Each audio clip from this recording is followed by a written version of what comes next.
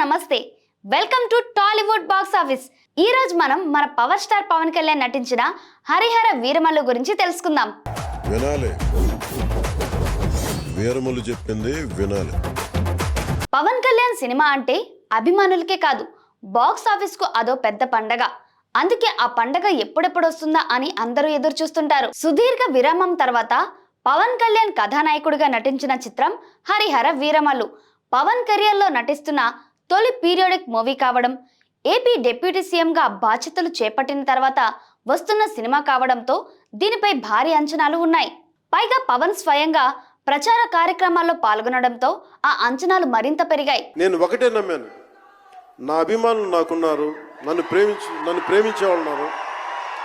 మరి వాటిని వీరమల్లు అందుకున్నాడా? తెరపై ఎలాంటి మ్యాజిక్ చేశాడు? మరి దీని కథ ఏంటంటే 16వ శతాబ్దంలో మొదలయ్యే కథ ఇది. మొఘల్ చక్రవర్తి ఔరంగజేబ్ ఢిల్లీ పీఠంపై కూర్చొని ఎన్నెన్నో దురాగతాలకి పాల్పడుతూ పాలన కొనసాగిస్తుంటాడు. మత మార్పిడి కోసం దేశ ప్రజలని బలవంతం చేస్తుంటాడు. అందుకు ఒప్పుకోకుండా హిందువులుగానే జీవించే వాళ్ల నుంచి జిజియో పన్ను వసూలు చేస్తుంటాడు. మరోపక్క ప్రజలు ఆకలితో అలమటిస్తున్నా వాళ్ళని పట్టించుకోకుండా దేశ సంపదని తెల్లదొరలు దోచుకెళ్తుంటారు. వాళ్లకు అనుకూలంగా కొద్దిమంది రాజులు, వాళ్ళ అనుచరులు పనిచేస్తూ ఉంటారు. వాళ్ళందరికీ వీరమల్లు అంటే హడల్.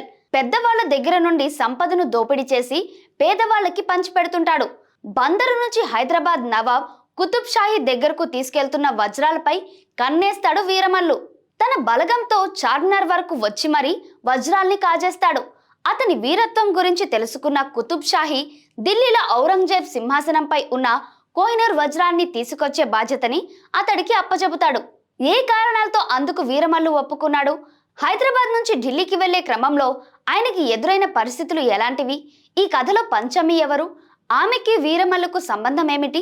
శత్రు దుర్భేద్యమైన ఔరంగజేబ్ సామ్రాజ్యంలోకి వీరమల్లు ఎలా వెళ్ళాడు? తదితర విషయాలు తెలియాలంటే ఈ సినిమా చూడాల్సిందే. మరి ఈ మూవీ ఎలా ఉందంటే, ఒక సినిమా కొన్ని నెలలు ఆలస్యమైన అవుట్డేటెడ్ గా మారిపోయే కాలం ఇది. కథా కథనాలు వర్తమాన పరిస్థితులకి అద్దం పెడతాయో లేదో అనే సందేహాలు, భయాలు వ్యక్తం కావడం సహజం. అలాంటిది 5 ఏళ్లకు పైగా ఈ సినిమా సెట్స్ పై ఉంది. అయితే చారిత్రాత్మక నేపథ్యం కారణంగా ఈ కథకి అలాంటి ఇబ్బంది ఏమీ కలగలేదు. పైపెచ్చు ఇప్పుడు ఎక్కువగా మాట్లాడుకుంటున్న సనాతన ధర్మం నేపథ్యాన్ని ఇందులో బలంగా స్పృశించారు.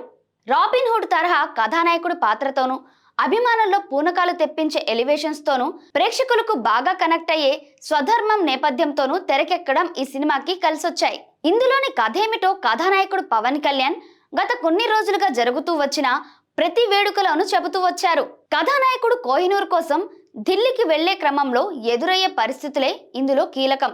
వీరమల్లు పాత్రని, అతని వీరత్వాన్ని పరిచయం చేస్తూ సాగే ప్రథమార్థం సినిమాకి హైలైట్ కాగా, ద్వితీయార్థానికి ప్రీ క్లైమాక్స్ ప్రధాన బలం. తన్నుకు పోవాల్సిన గదా ఛత్రం పట్టగా ఓ కుటుంబం ఒడికి చేరిన చిన్నారిగా కథానాయకుడు పరిచయం అవుతాడు. అక్కడి నుంచి సినిమా పరుగులు పెడుతుంది. ప్రథమార్థంలో యాక్షన్ సీక్వెన్స్, పాటలు సినిమాకి ప్రధాన ఆకర్షణ. ముఖ్యంగా పోర్ట్లో ఫైట్, అందులో ఎలివేషన్స్ అభిమానుల్ని మరింతగా అలరిస్తాయి. ఆ తర్వాత మల్ల యుద్ధాలతో కొనసాగింపుగా చార్మినార్ దగ్గర సాగే పోరాట సన్నివేశాలతోనూ, కొల్లగొట్టి నాదిరో పాటతోనూ ఫస్ట్ హాఫ్ సినిమా అంచనాలకి దిట్టగానే సాగుతుంది.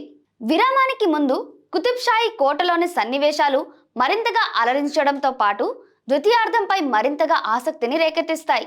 అయితే ఆ ఆసక్తికి తగ్గట్టుగా తర్వాత కథనాలు లేకపోవడంతో పాటు చాలా సన్నివేశాలు సాగదీతగా అనిపిస్తాయి. పవన్ కళ్యాణ్ స్వయంగా తీర్చిదిద్దిన యాక్షన్ ఎపిసోడ్ నుంచి మళ్ళీ సినిమా గాడిలో పడుతుంది. యాక్షన్ పాటలతో పాటు అక్కడ సనాతన ధర్మం నేపథ్యంలోనూ సన్నివేశాలు సినిమాకి ఆయువుపట్టు.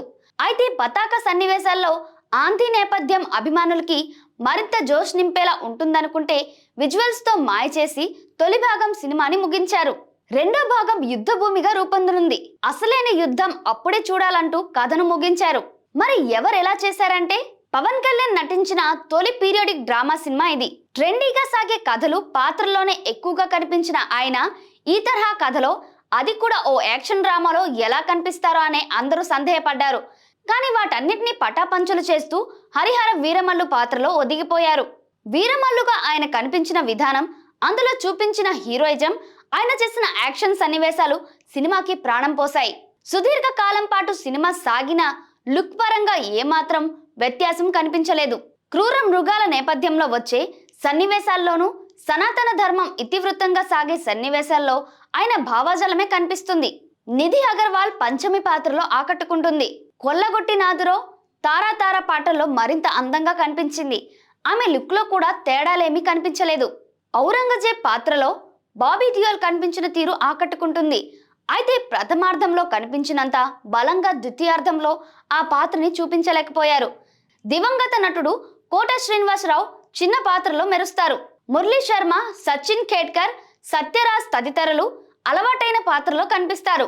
సునీల్ నాజర్, సుబ్బరాజు, అయ్యప్ప శర్మ, కబీర్ దుహాన్ సింగ్ తదితరులు పవన్ కళ్యాణ్ జట్టుగా కనిపిస్తారు. అనసూయ, పూజిత పొన్నాడ ఓ పాటలో సందడి చేస్తారు. సాంకేతిక విభాగాల్లో కీరవాణి సంగీతం ప్రధానం. నేపథ్య సంగీతంతో సినిమాకి ప్రాణం పోశారు. సంగీతంతోనే హీరోయిజాన్ని పతాక స్థాయిలో నిలబెట్టారు.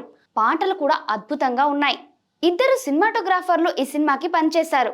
జ్ఞానశేఖర్, మనోజ్ పరమహంస విజువల్స్ ఆకట్టుకుంటాయి. దర్శకులుగా క్రిష్ జ్యోతి కృష్ణ ఇద్దరు పనిచేసి చెప్పాలనుకున్న కథా కథనాలపై స్పష్టత ప్రదర్శించారు. జనం మెచ్చే సైనికుడవుతాడు, జన సైనికుడు అవుతాడు, పాలించేవారు పాదాలే కాదు తల కూడా కనిపించాలి అంటూ పవన్ రాజకీయ జీవితం, ఆయన వ్యక్తిత్వాన్ని ప్రతిబింబించేలా ఇందులో పాటలు రాశారు సాయి మాధవ్ బుర్రా అండ్ కో. నిర్మాణం ఉన్నతంగా ఉంది. చివరిగా Veeramallu Pawan Kalyan one man show.